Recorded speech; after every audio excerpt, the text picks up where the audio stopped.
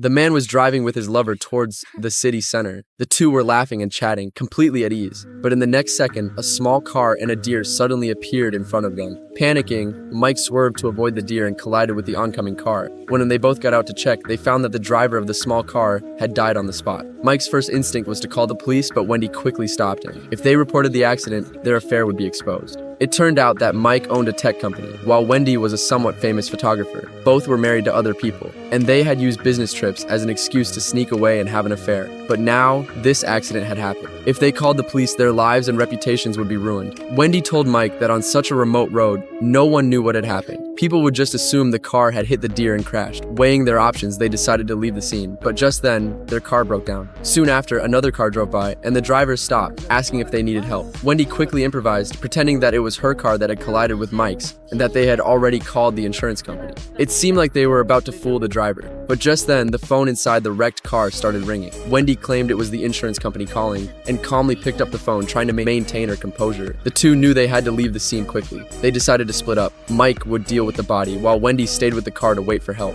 Mike ran as fast as he could, dragging the body, and eventually, under the cover of darkness and poor visibility, he pushed both the car and the body into the lake. What Mike didn't know was that, as Wendy waited for help, another driver had approached her. The woman was warmly invited to the house for a cup of coffee, but when she saw the photos on the wall, she felt uneasy. The boy in the photos was the driver of the small car that had just been hit. Carl and his wife had recently received a call from their son Jack's friend, asking if he was home. It turned out that the call Wendy had hung up earlier was from Jack's friend. Carl's wife sensed something was wrong and quickly dialed her son's phone number. Just as Wendy was about to leave, she realized the phone in her pocket was ringing. Panicking, she quickly hit the answer button and hid the phone in the couch. Carl and his wife, following the sound, came over to the couch. When they called Jack's phone again, Carl found it hidden in the cushions. Believing their son had just left his phone at home, they didn't think much of it. Wendy made up a quick lie and excused herself. As Carl watched Wendy get into her car and adjust the seat, he felt something wasn't right. Carl and his wife waved goodbye, completely unaware that their son was already dead and the person they had just sent off was his killer.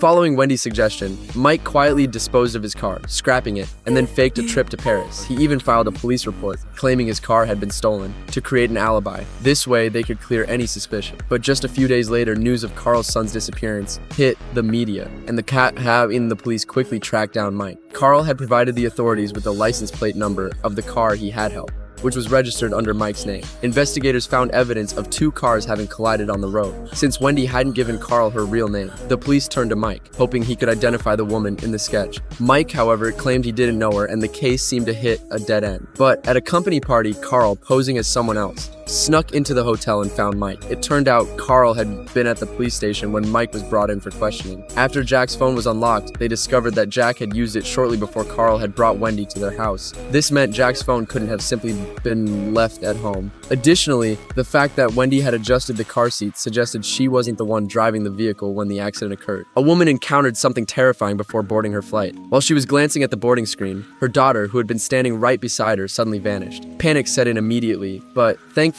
she found her daughter not far away in a convenience store. However, when the little girl looked out the window at the plane, she said something chilling. What if the plane we're on falls from the sky? This eerie comment made Mary feel a bit uneasy, but she still boarded the plane with her daughter. As they settled into the plane, the little girl looked out the window and saw her father's coffin being loaded onto the plane. To show her love for him, she drew a heart on the window. Little did she know that heart would end up saving her life. After takeoff, Mary dozed off. But when she woke up, her daughter was nowhere to be found. At first, she thought her daughter had just gone to the bathroom. However, after searching the entire cabin, there was no sign of her. Mary, unease grew, and she asked the flight attendants for help. But the response she received was unbelievable. Her daughter had never boarded the plane. Mary couldn't accept this. She was certain they had boarded together. When the flight crew made an announcement to help find the girl, describing her age and appearance, no one on the plane claimed to have seen a 6-year-old girl. Some passengers began to doubt whether Mary had even brought a child on board. The head flight attendant suggested that perhaps Mary's daughter wasn't on the plane at all, as there was no boarding record for her daughter.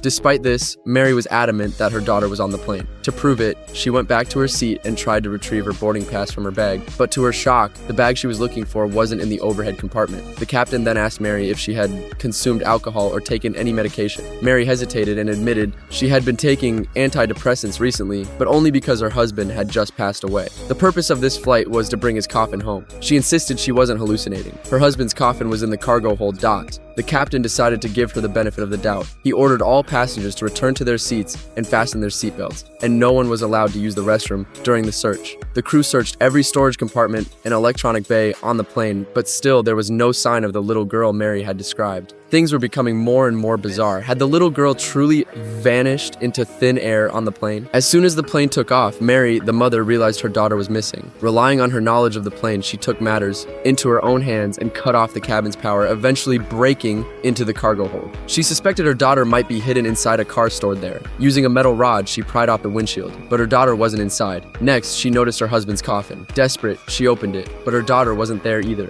At that moment, she fell into despair. Before long, Jack, one of the crew members, arrived in the cargo hold and arrested Mary. He immediately handcuffed her and informed her that due to her reckless actions, the plane would have to make an emergency landing. However, instead of being upset, Mary was overjoyed at the news, believing it would make it easier for her to find her daughter. Jack then mentioned that he needed to speak with the captain and asked the head flight attendant to keep an eye on Mary. But something was off. Jack suspiciously pulled down all the window shades, seemingly trying to avoid being seen. Jack then returned to the cargo hold, opened the coffin, and pulled out a bomb hidden beneath a white cloth. It turned out that Jack was the real hijacker, and the man in the coffin had been murdered as part of his plan. Since coffins aren't typically scanned by security, Jack had used it to smuggle the bomb on board. He had also hidden Mary's daughter in the electronics bay, placing a remote-controlled bomb next to the little girl. After setting everything in place, Jack headed to the cockpit to speak with the captain. He falsely claimed that Mary was a dangerous fugitive, demanding $60 million, or she would blow up the plane.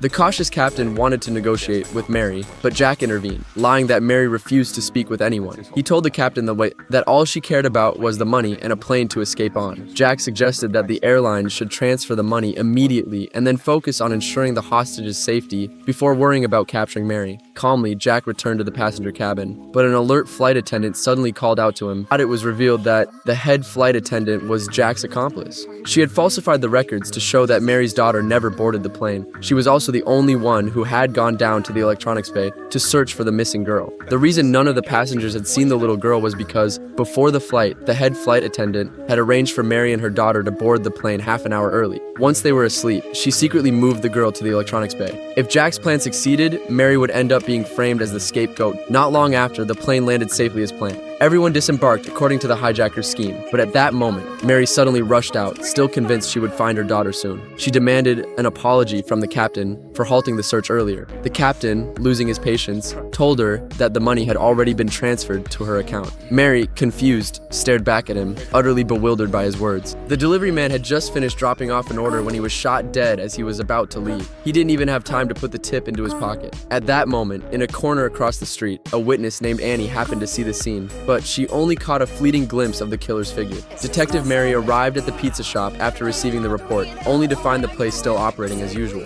Mary demanded that the female owner immediately stop business and informed her about Jack's murder. The owner claimed she had no knowledge of the incident. Later, Peter and Mary gathered to discuss the case. Mary believed it was impossible for the killer to know who would be delivering the order, which suggested the shooting might have been random. However, the fact that the shop owner had suddenly decided to switch delivery drivers seemed suspicious. At that moment, Annie provided them with a lead, saying she had noticed the killer appeared to be wearing a rubber mask. However, she admitted she had been too drunk at the time and her memory was fuzzy. The police escorted Annie back to her apartment and instructed her to come to the station in the morning to assist with the investigation. But as soon as the officer left, Annie turned around and headed to a different house. It was clear this was her real residence. Annie lived with a female pastor and she recounted what she had seen that night. She also admitted she had withheld a crucial piece of information from the police. The killer might have been a woman. Meanwhile, Jenny, the person who had ordered the delivery, called her husband Leo. Leo, a congressman with a high profile, believed it was best to distance himself from the case.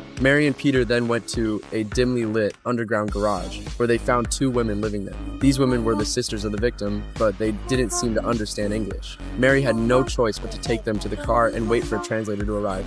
However, no matter how much Mary questioned them, the sisters were unwilling to reveal any more information. After a night of interrogation, another delivery man, Raphael, was cleared of suspicion and released by the police. But as soon as he was free, he headed straight to a bar. It turned out that Raphael had been using his job as a delivery man to secretly distribute drugs to clients. The woman had just killed someone. She discreetly went into a bathroom, laid a plastic sheet on the floor, and quickly stripped off the clothes she had worn during the murder. She efficiently changed into a new outfit, then sent a text on her phone that read, "Mission accomplished." The most surprising part was that this killer turned out to be a captain. Meanwhile, because the female pastor was friends with the congressman, she approached him and told him that Annie had withheld crucial information. Together, they confronted Annie. The congressman urged Annie to tell the police everything, but the pastor revealed that Annie was actually an illegal immigrant. This revelation made the congressman furious, as he had signed off on Annie's student visa application, completely unaware of her illegal status. The pizza shop owner, feeling deep guilt over her involvement, went to the pastor's church to confess. This brought the two women into contact, and the pastor invited the owner to her home. Through conversation, the pastor learned that the shooting victim was the pizza shop owner's employee. The owner felt immense guilt over Jack's death, but the pastor reassured her, saying it wasn't her fault because she couldn't have known Jack would die. Driven by her desire for redemption, the shop owner decided to go to the police to confess what she knew. However, as she was on her way, a van sped toward her, and several men monitoring the pizza shop jumped out. Without a word, they grabbed the owner and forced her into the van. The scene then shifted to the van driving to a remote area where the men dumped the shop owner on the side of the road and left. The owner had been killed by them. Meanwhile, forensics made a breakthrough. The bullet that killed Jack came from a military weapon, suggesting that the killer was either a soldier or someone with access to military-grade ammunition. Mary and Peter began interrogating Raphael, who confessed everything. He explained that if a customer hinted they wanted, a special topping, he would pick up a package from a drug dealer and deliver it. Mary pointed out that the shop owner always answered the phone, implying that she must have been involved in the drug trade as well. Raphael reluctantly confirmed this dot. The congressman voluntarily went to the police station and explained to Mary why Annie had lied. He also revealed that the killer was a woman. However, he requested that Mary limit the investigation to the murder of the delivery man and not dig into the matter of him being deceived into signing the visa. Later, Mary and her colleague, Old Black, went to the immigration office. Using their years of investigative experience, the agents quickly exposed the lies of the two sisters.